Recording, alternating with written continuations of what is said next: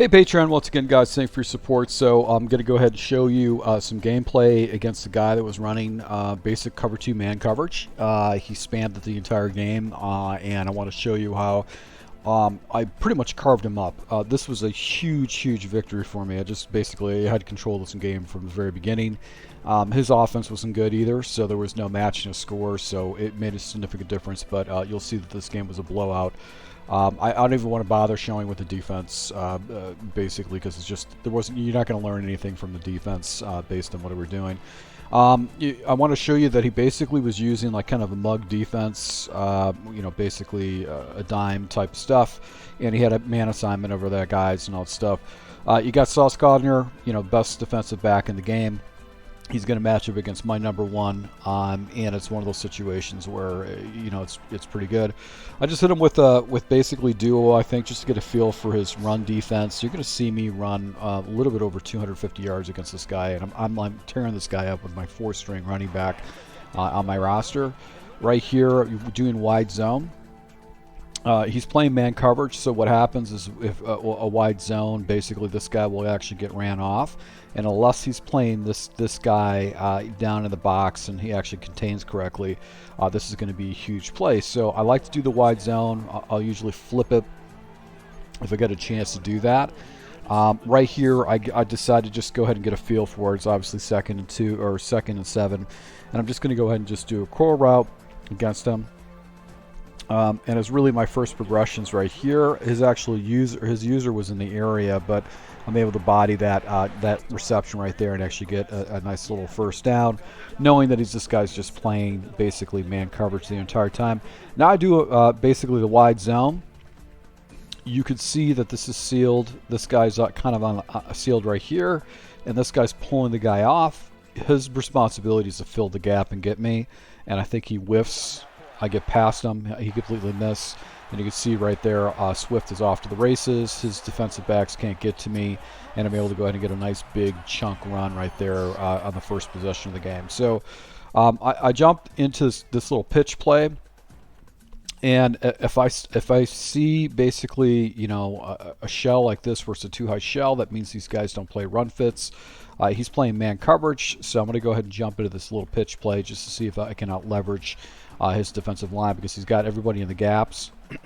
His one guy slides over and do the little pitch, get to the outside, got a nice little seal block right there, and I picked up a nice little chunk of yards. So anytime you're getting 4 yards or more in a run game, you just stick with the run. You don't get out of it. You just keep pounding the ball against something until he actually stops it, because basically it doesn't show any kind of your offense, your pass plays, where people can pick up and tendencies. They're going to limit your pass plays. Right here is this fullback dive out of the weak play. I like running that just to kind of challenge my opponent with it, and then he actually is still running the same play right here. And let's see what I jump into. I think I stayed to the outside stretch right now. So look at the stretch play. These guys get double teamed. He's getting blocked. He's going to definitely take. He's a star player. My tackle's got a star player. This guy's going to get pushed up. It's a responsibility of this guy to come down and fill that gap. And you can see he's backpedaling. So anytime, look how this guy's. How Sauce Gardner is the best defensive back in the game. His back was to me, and I've already got the corner to the outside. So that's why when you run against someone that runs a lot of man coverages like that, where they're just very deliberate with the cover 2 man, you just run these stretch plays, and all you're really looking for is just to basically watch the defensive back kind of go from there.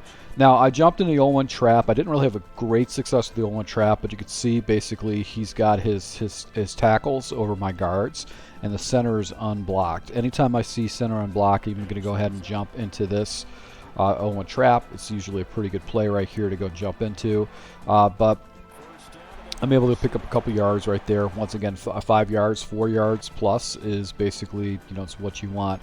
He switches up his defense. He gets out of it, and I think he's just going with like a 0 blitz. I go to the outside and be able to go cut it back up right here and get the ball down to the 2-yard line. So pretty much having my day against him. And then right here, I think what I did is I jumped into an RPO against him. which was the underneath route. So I'm going to go into the RPO read flat because he's playing man coverage, and all I'm going to do is just go ahead and throw the underneath route. That guy gets rubbed right there. I'm able to go get the ball in the end zone. So up on a possession against this guy, get a turnover in his territory. So I'm going to just go ahead and run the trap again. But you can see that that guy filled the gap. I didn't really have anywhere to go with it.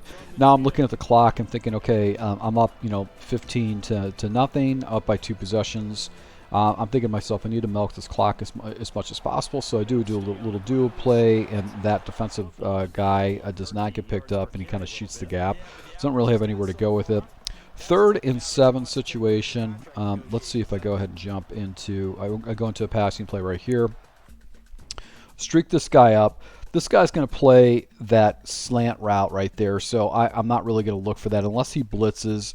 I'm really not looking to that. I'm really looking at this combination right here. In particular, I'm looking to this route right here, this whip route, and I've got these 2 other routes just kind of clearing things out for me.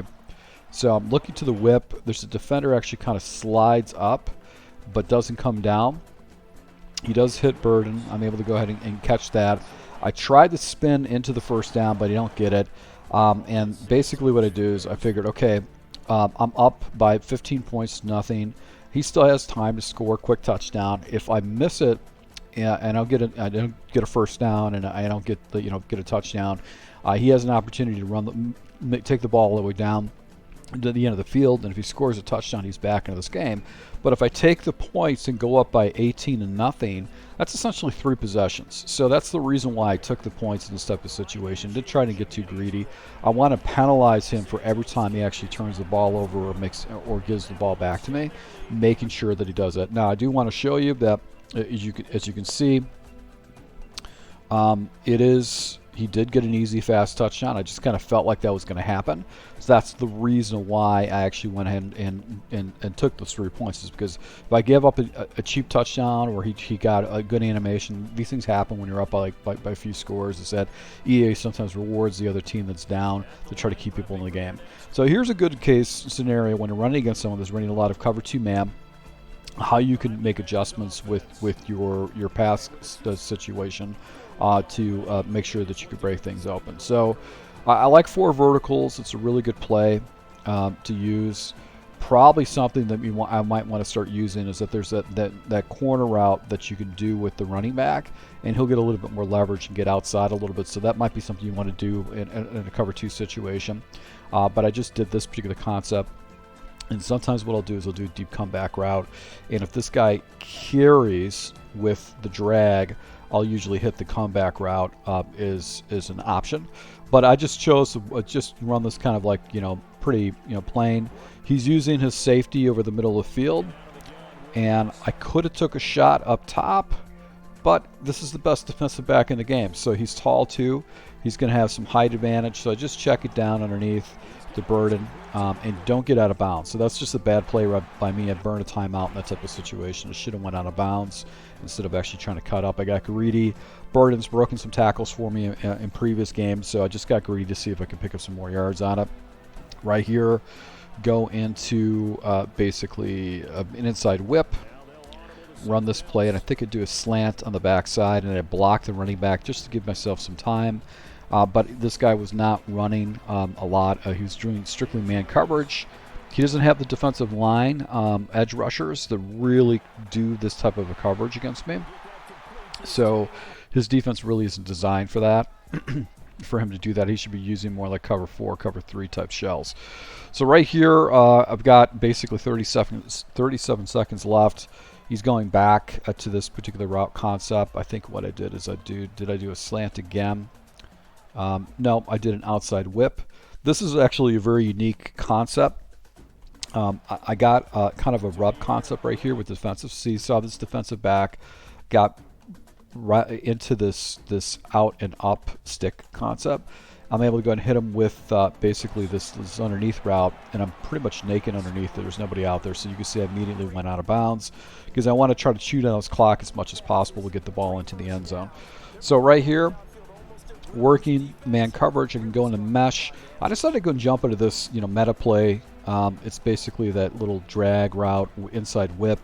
I figured I can hit that outside route, that flat route by the tight end, and the defensive back just really got right past. The defender got really past that inside whip. He didn't get engaged in it at all. So I was required to actually burn a timeout. So now I'm thinking, okay, I need to definitely get to the sidelines. I only have time for maybe 4 or 5 plays. I have to get to the sideline, so I need to play that as much as possible. So right here, I go ahead and jump into this particular play. And really what I'm looking for is that if this guy shades a little bit to the outside, this route will usually get separation. And I'm going to pull the safeties over the top, over the middle. And what I like to do is I like to do like a deep comeback route, and I've got a little whip route on the backside. Now, I was getting a little bit greedy. I think I wanted to try to go over the top with it. My first read essentially is going to be this area right here. My next read 2, and then my third read is going to be over here, and then fourth would be over the top. But I'm typically not going to do that. I'm going to leave the play action automation in. I want to go and show that to my opponent. You could see that this was available. Pretty much my 3 passing routes were available, but I got greedy. I figured to go on the backside right here, catch this, go out of bounds, save some time, save a timeout, and that type of situation. So 23 seconds left against him. And let's see if I just kind of run just a basic run play. Now I go into this particular concept. This is really good because against man coverages, you got this route right here that's great against man. You can read this defender, he'll come down immediately. And also this whip route is money against man coverages. So this is a little bit of a risky throw because you got Sauce Gardner over there, but look at the whip, gets separation. I'm able to go ahead and get a completion right there, get another touchdown in the end zone, going up by another possession against my opponent. So I've got that 3-possession lead going into this next series right here. So third quarter, I think what I did is I started milking the clock against this guy. I tried to do an inside run. He does kind of an all-out blitz against me. So now this guy, he's feeling some pressure against me. He doesn't play any zone coverages. Everything was man blitzes or man coverage. He didn't run any kind of zone whatsoever. So right here, this looks like another cover 0 blitz. He's not really covering. He's not trying to do anything special with that. I've got my primary read is going to be this route right here because he should get leverage. He's not really shading too much. That's going to be my primary read. I'm just, I'm not really making any kind of like open progressions against this guy because he just keeps playing the same stuff. But he actually had outside shade on this, so he's able to go ahead and make a play on that ball and basically make it a non-factor. So that's a pretty good play by him. I decided to go and jump into this particular play because I've got off coverage. And really what I'm going to do is I'm just look for this hook right away against this best defensive back. I'm going to go ahead and read this guy, and if this guy stays in for the running back, I'm going to throw this. If this guy floats out, I'm going to usually look for the running back. It's very easy progressions with this particular play. He stays in. I just look for the little curl right there, and a possession catch it, get a 4th and 3. And this is where I actually jumped into a run play, which is this direct snap. It's a really good play. You can see the box is light. I've got basically 6 on 6, basically 6 on 5. So I've got a numbers advantage. All I'm just going to do is just run right behind this right tackle. It's going to be easy to run against him. You can see the tackle actually took on his user. I guess he clicked onto that guy. And this is my 4th string running back. This is Homer. He's just got better statistics, but he's really a 4th string running back, and I'm able to go ahead and use this guy and actually carve this guy up on the ground. So right here, I'm going into a read option, and I go to the outside. I'm able to go ahead and break a little tackle right there. The guy filled the gap, but you can see 2nd and 3. So I'm just destroying this guy on the ground. His defense is just not working very good against my run plays. Right here, I go ahead. I think I jump into outs. Yeah, this is where I jumped into outs. And how I like to run outs is I like to streak this guy up. I like to drag this guy up. My first read is going to be this guy, or I might actually go ahead and look hot to this route, depending on the read. So let's go ahead and see what happens here. Yeah, I think I go ahead and go to the running back right away. Running back has got leverage against the defender, so the defender's coming down. This guy's crossing over to this guy. Got the drag route. this guy's going to be coming over the middle of the field. I can throw this ball, but I just, this guy can poach. He can actually get me. So I'm making a read to the running back, just anticipating I can hit that. But the ball gets deflected from the line of scrimmage, and as a result, it turns into a 3rd and 3. So now he's mixing people up. I think he switches guys around, and I just go back to basically RPO, gets his person out of position. I'm able to break a tackle with Homer, and I'm able to go basically to the house against this guy. So I was having a hard time with my run game. And obviously it was because he just played man coverage. This guy was playing man coverage the entire time, mixing some blitzes and stuff like that. But you can't play man coverage against anybody that really kind of understands the concepts to stop that. Right here, back to basically read option. He gets himself out of position. I cut him up, get past the one guy, and he's just not going to be able to get to me. And Homer's able to go off to the races once again and get another touchdown. 91 speed guy. He's not fast. He's not super blazing fast, but I got over 160 yards with him on the ground, just using a scheme. So now it's 2 minutes and 30 seconds left. I just want to try to chew this clock against this guy. I go into basically the tackle trap, so you're going to get this guy's going to slide over, and these guys are going to down block. And what you want to try to do is just try to kind of work your way up that way with the route, with hoping the tackle can get over and block that outside guy. So he does get over in time. I slide in between that block and then run past it and actually pick up some pretty good yards. So Homer, my 4th stringer, is just basically just carving this guy up. I took Homer. I've got a couple other running backs. The other ones are slow. They're like 86 speed. They might have a little bit better break tackle, but Homer's faster, a little bit better agility, and then he also has better catch. So those are the reasons I went with it. Once again, he's just showing me man blitzes. I decided to go ahead and take this guy and put this into a curl. And this could have turned into another touchdown, but I decided to go ahead and chew the clock against this guy. So hit him with a little curl because he's got off coverage. Do a little run around right here, and then I just kind of go take the tackle because I just want to chew this clock against this guy. So down, basically inside the 120 mark right here, he presses his dudes down. Single high safety. And then he goes ahead and makes an adjustment. He goes with a blitz in that type of situation. Right now, it's just for me, it's milk and cookies time. I just want to just milk this guy out. Inside whip with the tight end. And then I think of what I did is I might have done something with a slot receiver. I put him on a post. So I'm really looking to the inside whip with the tight end, but I actually had this backside slant off coverage. And I think the zone cleared out right there. So I could have went to either side of the field against him because this guy ran pretty much the same stuff. Right here, back 3rd and 2 situation, go back to basically the direct snap. Love that play. Just really, really money against, someone who's trying to do that.